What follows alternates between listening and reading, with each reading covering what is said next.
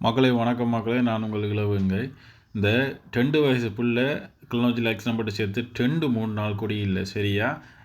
நேற்று நான் வந்து முருவண்டிக்கு போயிட்டு வரும்போது டிப்போ சந்தியிலேருந்து அவன் அங்கேருந்து வரும்போதே வழிவிடையில் டிப்போ சந்தியிலேருந்து டபுள் ட்ரெக்கில் ஏறினவன். இந்த ட்ரெக்கில் அவன் போகக்கூடாது. ஆனால் இந்த ட்ரெக்கில் அதுவும் டவுனுக்குள்ளே நான் நினைக்கிறேன் இந்த டைம் வந்து 7:30 ஒரு 8 மணி வரை 8 மணி 8:30 இருக்கும் இந்த டைம். அதுக்குள்ளே அவ்வளவு சனங்கள் இருக்குது சரியா. இந்த டவுனுக்குள்ளே வந்து 60 கிலோமீட்டர் வேகத்தில் பிடிச்ச புடியில் அதே ட்ரெக்கில் வந்து போய்கொண்டே இருக்கிறான். இவனை வந்து என்ன செய்யலாம்? இவங்களுக்கெல்லாம் புள்ள ஊட்டியல் இல்லையாடி? இந்த உங்களுக்கு இந்த புள்ளைய பார்த்து கூட இறக்கம் பெறையில் எப்படி ஓடுறாங்க?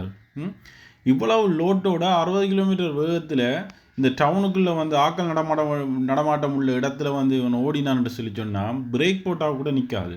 அதை ஓடுறவனுக்கு நல்லாவே தெரியும். இவங்களுக்கு மனசி புள்ளிகள் குட்டிகள் ஒன்றும் இல்லையா?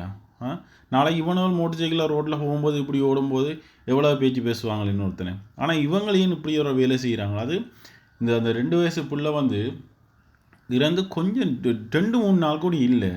ஆனால் கிளிநொச்சியில் இந்த ஓட்டம் இந்த டிப்பர் மட்டும் இல்லை, என்ன கடந்த போன 2-3 டிப்பர் வந்து இப்படி தான் போகிறாங்க.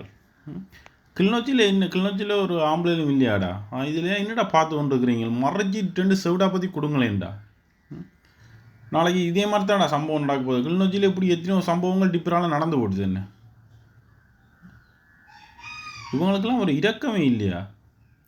மக்களை நீங்கள் சட்டங்கள்னு பார்த்து கொண்டிருக்காமலுக்கு நீங்கள் புலநடங்குற இடங்களில் நீங்கள் வந்து இறங்கி வேலை செய்தால் தான் இவங்களெல்லாம் திருத்தலாம்.